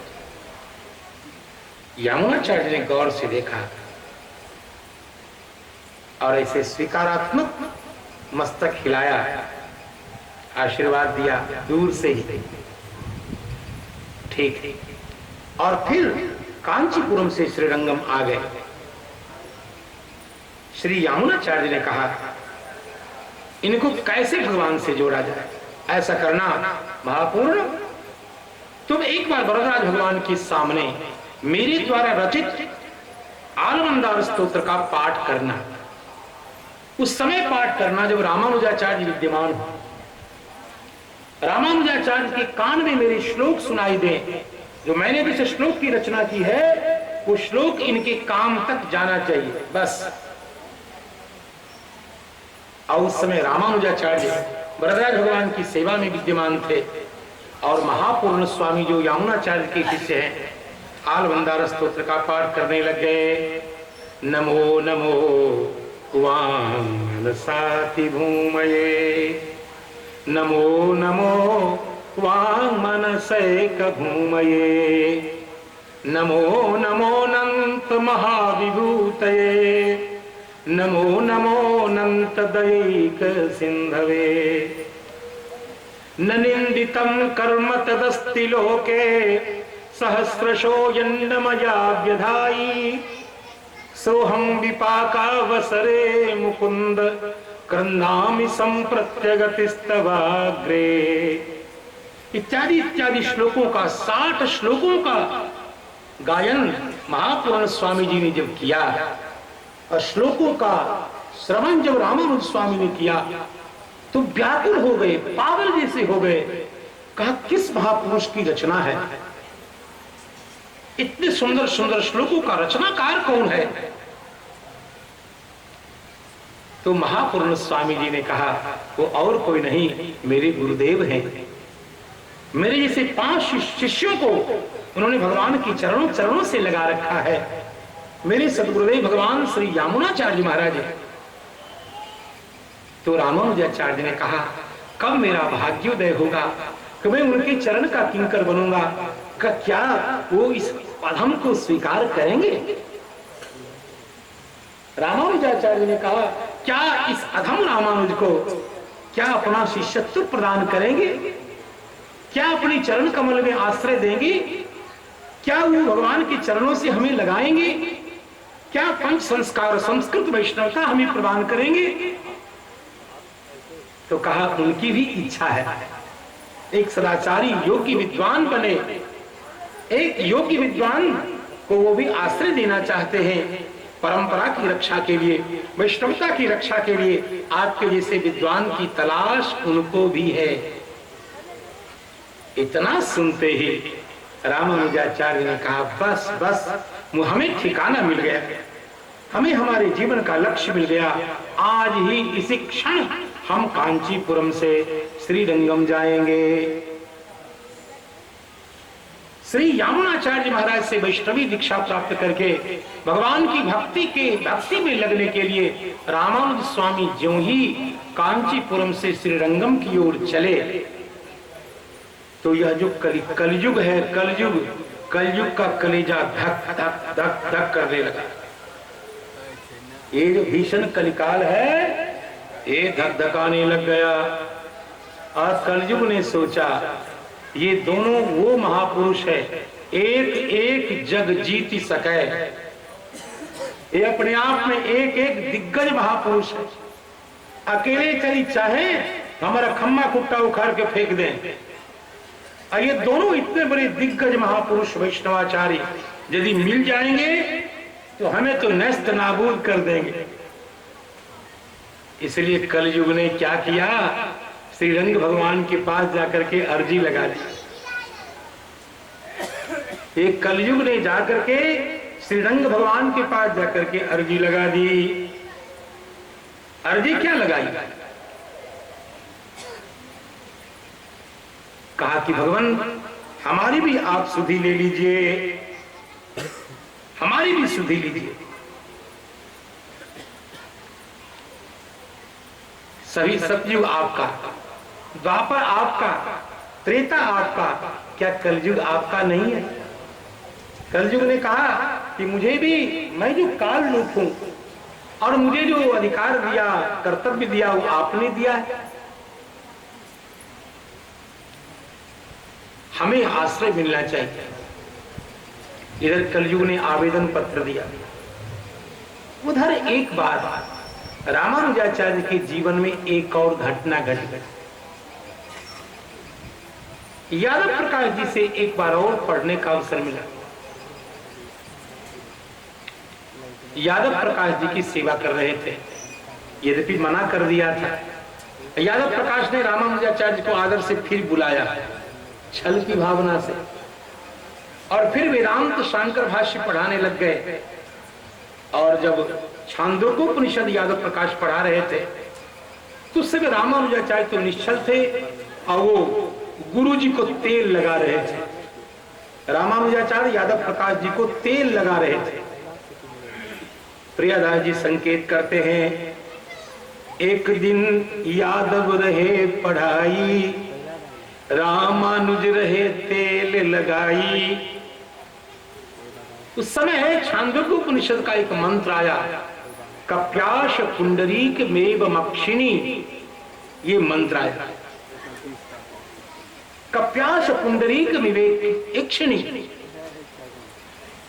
उसमें भाष्य में यादव प्रकाश ने व्याख्या की, कप्यास, कप्यास शब्द का अर्थ है कपि, और उसका जो आस, आस्यते अस्मिन् इति आसा, कपे आसा इति कप्यासा। ऐसा विवेचन यादव प्रकाश ने किया कि भगवान के नेत्र की लाली कैसी है, तो कपि के आस, कपि के बैठने वाली जो जगह है उसके लाली के समान। ऐसा व्याख्यान यादव प्रकाश ने किया और रामानुजाचार्य तेल लगा रहे थे। ऐसी व्याख्या सुनकर के आंख से आंसू की धारा चल पड़ी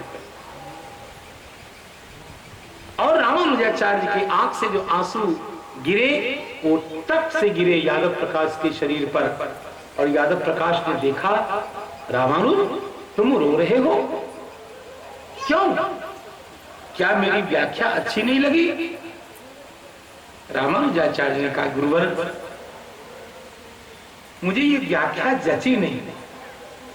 भगवान की सुंदर नेत्र कमल की उपमा बंदर के बैठने वाली जगह चूतर के लाली के समान, यही आपका ज्ञान है, यही अर्थ है। नाराज हुए यादव प्रकाश, तुम बड़े विद्वान बनते हो, बताओ तुम क्या अर्थ जानते हो, तुम क्या अर्थ कर सकते हो? तो रामानुजाचार्य ने कहा, मेरा व्याख्यान आप सुनिए। कम पिबती कि कपि, कपि सूर्य। कम कहते हैं जल को, उसको जो खींच ले पान करे, कपि कहते हैं बंदर को नहीं, सूर्य को। और तेन आस्यते विकस्यते इति कप्यासः, यानी कमलम। जो सूर्य के कारण, सूर्य की किरणों से विकास को प्राप्त करे वो कमल, उसको कप्यास कहते हैं। भगवान के नेत्र की लाली कमल के समान, भगवान के नेत्र की सुकुमारता कमल के समान, यही इस मंत्र का अर्थ है। आप जो कर रहे हैं वो अर्थ सही नहीं है। तब तो यादव प्रकाश बड़े नाराज हुए, कहा भाग जा हमारे आश्रम से। तुम्हारे वचन को सुनकर के मेरा शरीर जलता है, मेरी आंख से ओझल हो जाओ, भाग जाओ। और तब रामानुजाचार्य जी का, भगवान हम आपको प्रणाम करके जा रहे हैं, हम वेद की विपरीत व्याख्या नहीं सुन सकते, हम आपके चरणों में रहें या नहीं रहें, भगवान के नेत्र की सुंदरता को आप इस रूप में उपयोग कर रहे हैं, हम बर्दाश्त नहीं करेंगे। और गुरु जी के चरण से वहां से हट गए रामानुजाचार्य और आए यहां।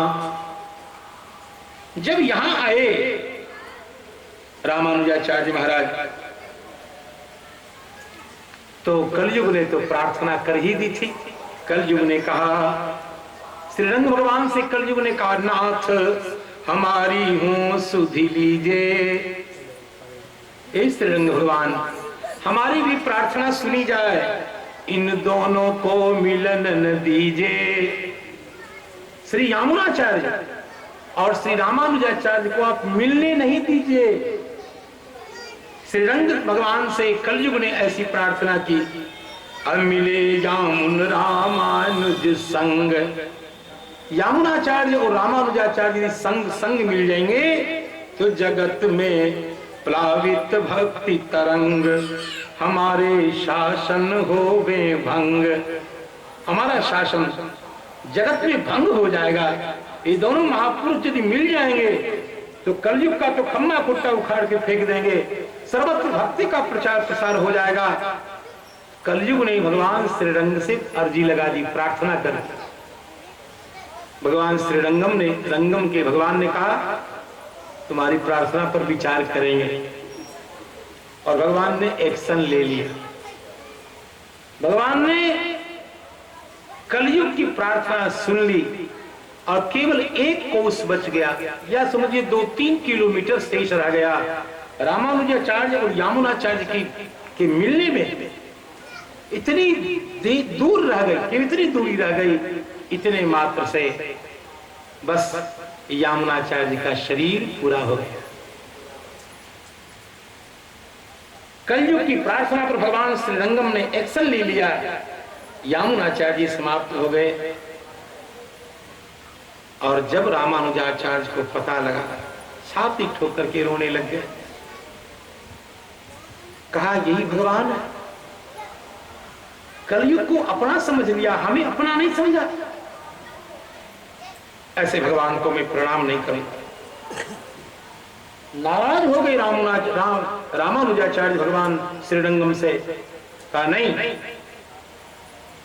मैं अपने गुरु के चरणों में जा रहा था, पता नहीं किस पुण्य का उदय हुआ तो ऐसे योग्य सदाचारी विद्वान आचार्य के रूप में मुझे मिलने वाले थे। गुरु शिष्य का मिलन भगवान से देखा नहीं गया। क्या वो 1 घंटा मेरे गुरु जी को रोक नहीं सकते थे? क्या मैं उनके चरणों में बैठकर कुछ, वो क्या कहना चाहते थे मुझसे, मुझे क्या उपदेश देना चाहते थे, वैष्णवता के प्रचार प्रसार के लिए क्या सूत्र बताना चाहते थे? भगवान इतने कठोर निकलेंगे मुझे विश्वास नहीं। नाराज होकर के श्रीरंग भगवान को प्रणाम नहीं किया रामानुजाचार्य ने, और आए अंतिम में यामुनाचार्य जी के पास कावेरी नदी के तट पर श्री यामुनाचार्य का औरदैहिक संस्कार किया जाना था, और वहीं तट पर उनको बिठा शयन करा दिया गया। उनका शब्द पार्थिव शरीर था।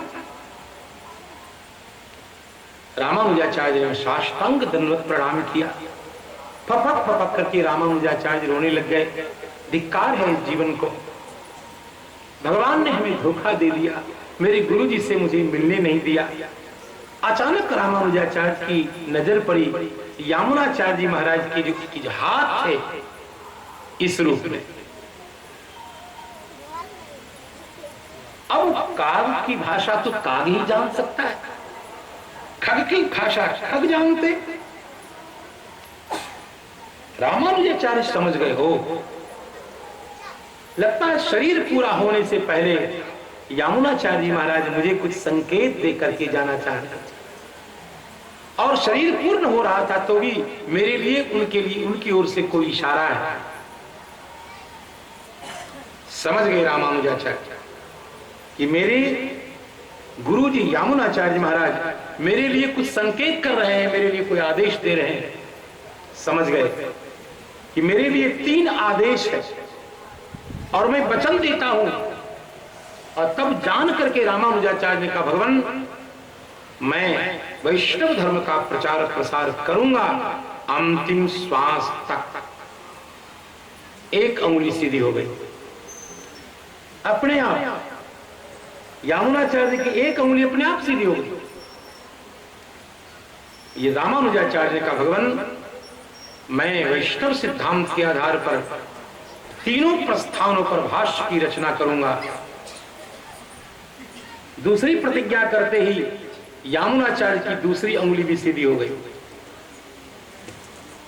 रामानुजाचार्य ने कहा, भगवान जो 12 आलवार हुए, हिंदी साहित्य को जानने वाले समझते होंगे शायद, जो आलवार संत हुए दक्षिण भारत के, परकाल स्वामी, मधुर कवि, गोदाम्बा, कुलशेखर आलवार, नम्माल आलवार, ऐसे 12 जो आलवार हुए जिनकी कृपा से इस भारतवर्ष में भक्ति का प्रचार प्रसार हुआ, जिनके कारण हिंदी साहित्य के मनुष्यों को ये लिखने का सौभाग्य मिला कि द्राविड़ भक्ति उपजी लाए रामानंद। द्राविड़ भक्ति उपजी लाए रामानंद। द्रविड़ देश में भक्ति माता की जो उत्पत्ति हुई, भक्ति माता की उत्पत्ति स्थल जो है वो दक्षिण भारत है। और इसलिए श्रीमद् भागवत महापुराण के महात्म्य में लिखा है, भक्ति माता ने कहा, उत्पन्ना द्रविड़ेशाहम वृद्धिम कर्नाटके गता क्वचित क्वचित महाराष्ट्रे गुर्जरे जीर्णतांगता। भक्ति माता ने कहा, मेरा जन्म द्रविड़ देश में हुआ। द्रविड़ देश मतलब दक्षिण भारत, और बाद में महाराष्ट्र में कुछ बड़ी हो गई, और उसके बाद कर्नाटक में कुछ बड़ी हुई, लेकिन गुजरात में आते आते मैं जीर्ण शीर्ण हो गई। क्यों? गुजरात के लोग, अब तो ये कहना गलत है, सभी जगह के लोग पैसे के प्रेमी होते हैं, लेकिन गुजरात के लोग अभी भी पैसे के बड़े प्रेमी होते हैं भाई। और मेरा कहना है, जो दामदास होगा वो रामदास नहीं हो सकता। या तो दामदास बनो या रामदास बनो। दूसरी बात, आज भी आचार विचार गुजरात का आज भी कमजोर है, आज भी कमजोर है। जबकि बड़े बड़े संत हुए, तुकाराम जी महाराष्ट्र में हुए, गुजरात में श्री नरसिंह मेहता जी, बड़े बड़े संत हुए, तो भी अभी आचार विचार उतना जबरदस्त भक्ति का प्रचार प्रसार है, भजन पूजन करेंगे। लेकिन क्या बताऊंगा आपको, एक हमारे प्रेमी है, देखो हमारे रसोई बनाने के लिए एक बड़े प्रेमी गुजरात से आए हैं, सूरत नहीं, सियाराम मौरवी से, उनको पता होगा। ऐसे महाराज लड्डू आधा खा लेंगे, आधा लड्डू आपके मुंह में गया, आधा हाथ में, और वही लड्डू आपके मुंह में खिला दिया। और ये तो जूठा है। कहा नहीं ना बापू, ये जूठा नहीं है। कहा फिर क्या है? कहा जूठा तो वो होता है जो मुंह के अंदर जाता है, ये मुंह के अंदर तो गया नहीं, ये जूठा तो हुआ नहीं, ये लो खाओ। ये आचार विचार आज भी गुजरात में है।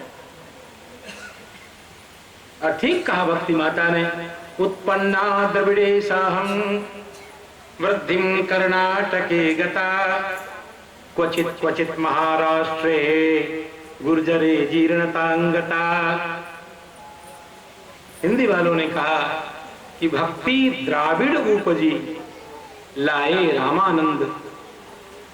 देखो जितने आचार्य हुए सनातन धर्म के बड़े बड़े आचार्य, देखो भगवान ने और आचार्यों ने अपना अपना क्षेत्र बांट लिया है।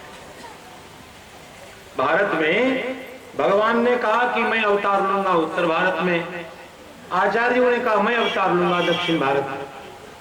तो जितने बड़े बड़े आचार्य हुए सब दक्षिण भारत में उत्पन्न हुए, और भगवान के सारे अवतार उत्तर भारत में। राम जी उत्तर प्रदेश में, कृष्ण जी उत्तर प्रदेश में, बड़े बड़े विशिष्ट विशिष्ट सभी अवतार उत्तर भारत में। लेकिन जितने आचार्य हुए सब दक्षिण भारत में। शंकराचार्य जी, रामानुजाचार्य जी, वल्लभाचार्य जी, निम्बारकाचार्य जी, सब दक्षिण भारत। तब एक बार भगवान ने कहा ये नियम थोड़ा तोड़ना चाहिए। उत्तर भारत में एक आचार्य प्रकट हुए जिन आचार्य के चरण कमल के हम उपासक हैं, उनका नाम है भगवान रामानंदाचार्य। यही एक आचार्य हुए जो उत्तर भारत में प्रयागराज में प्रकट हुए। ये उत्तर भारत में प्रकट हुए, अन्यथा प्राय सभी आचार्य दक्षिण भारत के। तो द्रविड़ देश में आलवार संतों ने जो भक्ति की स्थापना की, उसी का प्रभाव उत्तर भारत में आया, भगवान रामानंद स्वामी जी के द्वारा प्रकट हुआ, ऐसा हिंदी के विद्वान लोग बताते हैं। तो आलवार संतों की जो भाषा है तमिल में, जिसको वो लोग बोलते हैं मणिप्रवाल शैली में दिव्य प्रबंध, क्योंकि आप लोग केवल उत्तर भारत की शैली को जानते हैं, इसको दक्षिण भारत में रह करके वैष्णव धर्म को पढ़ने, सीखने, समझने का अवसर मिला, उसको पता है कि आलवार लोगों ने जो उसकी अपनी भाषा में जो प्रबंध लिखे, उनका नाम है दिव्य प्रबंध। और रामानुजाचार्य ने कहा, हे भगवान, मैं दिव्य प्रबंध की व्याख्या करूंगा। और तीसरी प्रतिज्ञा की